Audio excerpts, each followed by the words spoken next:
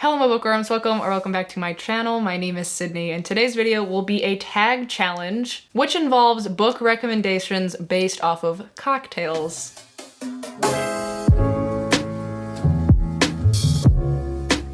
So hey, what's up? How are you? I hope you're doing well. Welcome back to another video. Thank you so much for being here and hanging out with me for a little bit. This original tag was created by The Bar in the Bookcase, and I believe they're linked to their channel down below in the description, but I was tagged by Noelle over at Noelle7Pages to do this tag. Thank you so much for thinking of me. I'm very excited. And that being said, there is 10 or 11 or something different drinks that are given as prompts, and I am going to give you book recommendations based off of those drinks. And let's just jump right on into it. The very first one is an old fashioned, which is a historical fiction recommendation. If you've been here in the last month or so, you know which book I'm about to suggest to you because it's one of my favorites now, and I don't think I'm ever gonna shut up about it, honestly. And it is The Once and Future Witches by Alex E. Harrow. I don't read a whole lot of historical fiction, and this is definitely like a fantasy historical fiction, but I think that it definitely fits the prompt because within this story we have our three main characters. They are three sisters who got kind of separated during their childhood, and now as adults they have found themselves all in the same city of New Salem. Throughout different circumstances, they begin to join the women's movement to fight for women's rights to votes and whatnot. However, they begin to remember the long forgotten words and ways, which is slowly beginning to change this women's movement into the witches movement. And our three main characters are going to have to call upon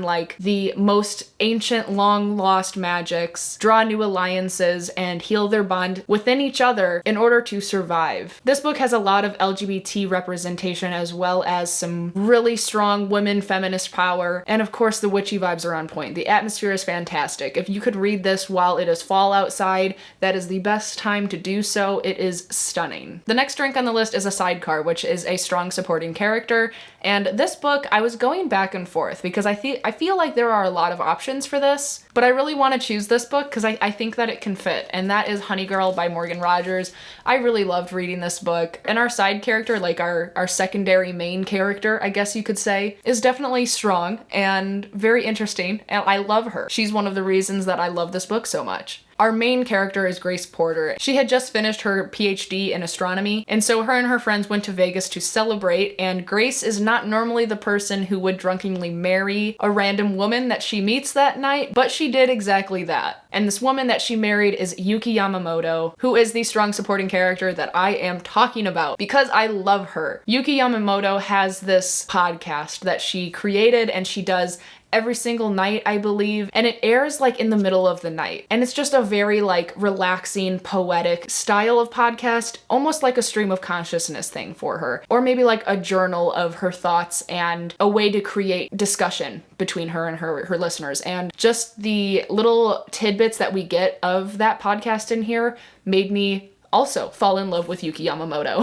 In this book, we're predominantly following Grace and her struggle between growing up with her very strict family life and not being able to do a lot of things that she wanted to do. She had a very strict regimen growing up, as well as just navigating adulthood now that she's graduated college. So that's the main story, but then our secondary story with Yuki Yamamoto is super strong and I loved it. I think that this book was really cute. And if Yuki wasn't in the book, I might have not loved it as much as I did. So the next drink is a Manhattan, or a book that is set in New York. I have two recommendations for you. The first one is The City We Became by N.K. Jemisin. This one takes such a special twist on the setting that is New York, because the setting of New York and all of its different territories are literal characters within the book. The city is literally coming to life in this story, and our main characters are physical representations of each territory of New York. And the story itself has a lot of high stakes action scenes, a lot of myths and fantasy elements going into play. And the tagline of the story says, "Every great city has a soul. Some are ancient as myths and others are as new and destructive as children. New York City, she's got 6." And just a lot happens, okay? The audiobook for this story is really, really good. It has sound effects and music to it, and it really made the reading experience of this book pretty top notch. So if you enjoy New York City and some fantasy elements. N.K. Jemisin is incredible in this story. The other book that I want to recommend for a Manhattan set in New York is Lore by Alexandra Bracken. This book surprised me this past year. I ended up really, really loving it, and I wasn't expecting to. In the story, New York is kind of taking like a backseat. It's not an actual character like it was in The City We Became, but it is for sure like the primary location of the story. And pretty much in this story, there's like this ancient game that has been being played for countless years, hundreds of years, between the gods, like Perseus, Athena, like literally all of them. And for 1 week every 7 years, Zeus punishes the gods and puts them back on the earth to walk again as mortals and basically take part in this deadly game where other descendants of other bloodlines are trying to kill the gods to obtain their own godhood and power. And one of our main characters, Lore, is part of one of these descendant families, but she's been just surviving her whole life and not taking part in the game until this year when it becomes personal and she ends up having to participate. And it's actually super high stakes. I really, really loved this story. I thought that the subtle way that New York was playing a role in the story was really, really tasteful, and I loved our characters, and the plot twists in here were pretty good. I had a great time reading it, and I wasn't really expecting that, so it was a super satisfying, great read for me. The next drink is a Bloody Mary, or a book that scared you or messed you up. And I don't read a whole lot of horror books or anything like that, so I kind of had to get creative and kind of make exceptions, I guess. Hold on, my camera's about to die. Anyways, my pick for Bloody Mary, or a book that kind of scared you, was White Smoke by Tiffany D. Jackson. And it's kind of like a modern day haunted house story with a bunch of like paranormal activity aspects to it, in my opinion. And there were quite a few parts in this book where I was listening to it while reading it, and I like closed my eyes and just like listened because I didn't want to actually see what was gonna happen, which didn't make sense at all. But there were definitely some parts that I was like very anxious about what was going on. It was successfully spooky, basically. In the story, we have our main character, Marigold, and her family is moving from California to like a Midwestern town called Cedarville. And the house that they're moving into has this reputation of being extremely haunted and spooky. Not only does the house have a pretty scary reputation, but so does the city itself. There's a lot of weird things going on as soon as they move into the house, and Marigold's stepsister Piper finds this new imaginary friend who wants Marigold gone, basically. And a lot of things start happening. It's very spooky, and it was really good. Tiffany D. Jackson definitely has like an amazing way of writing psychological thrillers, so I would recommend any of her books, but this one definitely fits Bloody Mary. The next book is an Espresso Martini, which is a book that kept you reading late into the night. And for this prompt, I'm definitely choosing Illuminae by Jay Kristoff and Amy Kaufman. This book is so special to me. I love this book absolutely so stinking much. And this book fits this prompt to a T because I distinctly remember reading this book by a very dim lamp until like 4 a.m. This book is just the epitome of high stakes, action, suspense, adventure, romance. And it is just so fast paced, especially because it is like mixed media. So not only does the actual reading experience go quick, but like your mind is consistently stimulated by different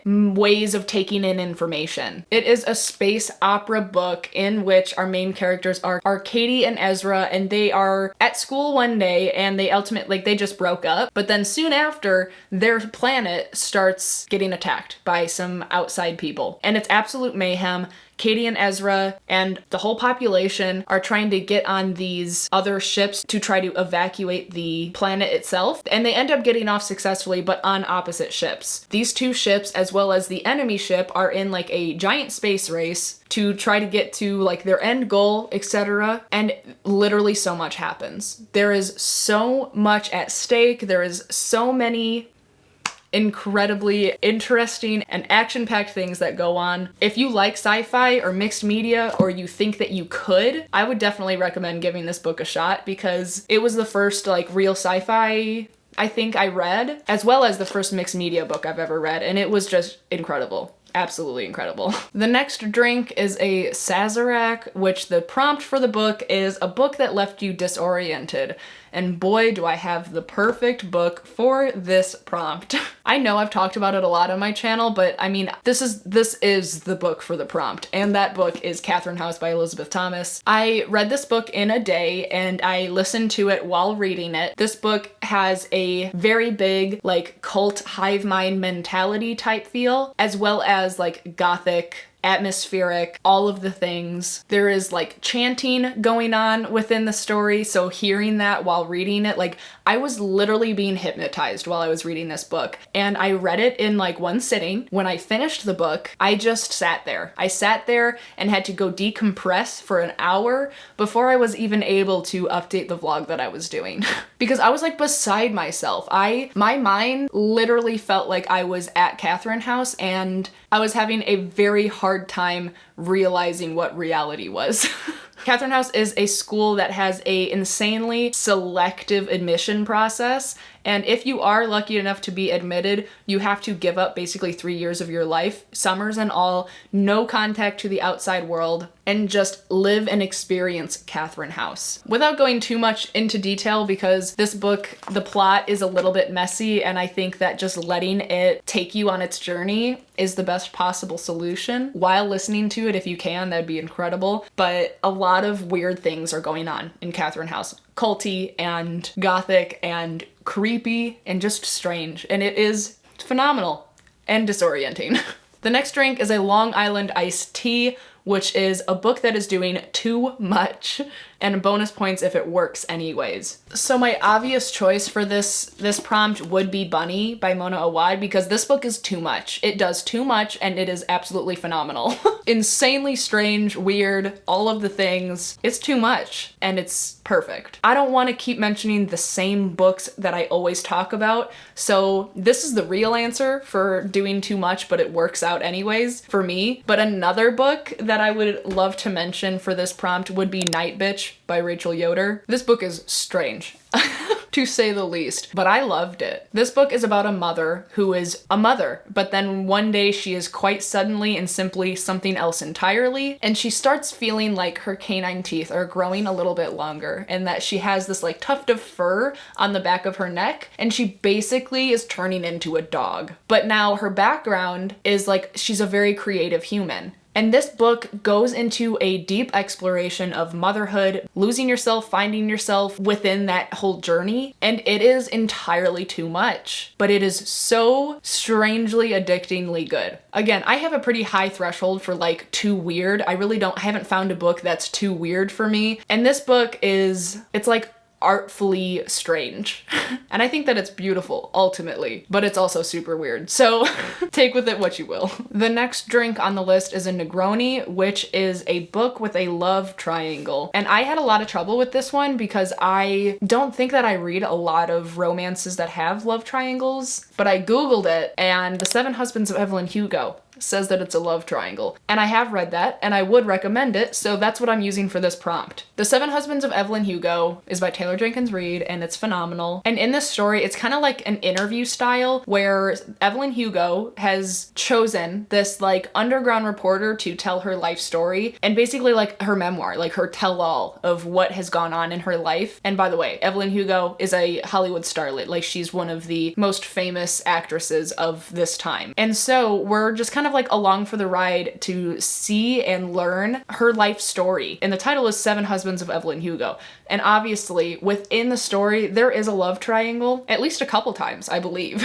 And I'm not gonna go into detail on that because I don't want to spoil anything, but it's really good. And the story is addicting, phenomenal. I actually cried a little bit at the end, and I would recommend this book. It was great. The next drink is a Bay Breeze, which is a book with light or chill, heartwarming vibes. And my choice for this one is The Tea Dragon Society by Katie O'Neill. This has at least 3 installments by now. In this amazingly cute graphic novel, we have Greta, who is an adventurous blacksmith apprentice, and after discovering a lost tea dragon in the marketplace, Greta learns about the dying art form of tea dragon caretaking greeting from the kind tea shop owners, Ezekiel and Eric. As she befriends them and their shy ward, Minette, Greta sees how the craft enriches their lives and eventually her own. And it's just so sweet, so lighthearted, so wholesome. The artwork itself is some of my favorite. It's absolutely stunning. I'm trying to find a picture. How could you not fall in love with this little tea dragon right here? Look at them. They're so cute. I love them so much. And in the back, there's like little profiles of all of them, and I just can't handle it. It's so stinking cute. So lighthearted, so wholesome, and just adorable. I think that these are definitely available online. The hardcover copies of them are kind of expensive. I only have this first one, and then I've read the other ones online. But I definitely would recommend them because they fit this prompt and they're great. The next drink on the list is a Dark and Stormy, which is a book that it's dark, thrilling, and menacing. Bonus points if the setting matches. The one that I originally wrote down for the answer for this one was Year of the Witching by Alexis Henderson. This book is incredible. The atmosphere in Year of the Witching is really, really well done. The story itself is entirely all-consuming. Like, I was so drawn in, even from like the prologue. It's a book that deals with like religious culty vibes, witches, a dark wood, and just the overwhelming like feeling of eerie and menacing things that are happening or about to happen, and it fits this prompt. It's phenomenal. If you haven't read it, I would definitely recommend it, especially around spooky season, but literally any time is a great time to read this book. The last drink on the list is a martini, and this one is a classic recommendation. So there's two options here. I can give you a classic literature recommendation or a classic Sydney recommendation. If you want a classic Sydney recommendation, friends, then let me just tell you, my answers for that is Crescent City, House of Earth and Blood, and Crooked Kingdom. I guess Six of Crows first. Read the Six of Crows first, since it's a duology, but do what you want. But I guess if it is actually like a classic literature recommendation, then I would have to go with Jane Eyre, because it's really the only one I've ever read.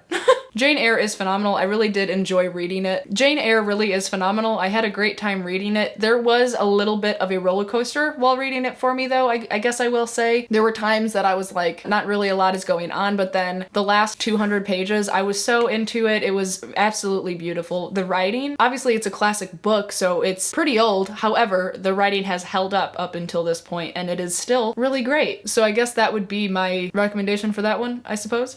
But I'm not who you come to for classic literature recommendations normally, so but that's the end of the tag. So thank you so much, Noelle, for thinking of me and tagging me to do this. I think that I will tag, I don't know who's already done this tag, so if you've already done it, then ignore me. But I will tag Molly from Mind of Molly, Josh from Josh's Bookish Voyage, Olivia from Liv's Library, Erin from Booked and Busy, Jaleesa from Bounded and Bookmarked, Mel from Mel Reads, Gavin from How to Train Your Gavin, as well as Jody from Vanilla Moon. But that is all that I have for you today, so thank you so much for watching and hanging out with me for a little bit. If you are still watching, then leave the cocktail emoji, obviously, down below in the comments. And while you're down there, don't forget to subscribe and like the video. I always appreciate your support. And of course, be kind to one another and happy reading.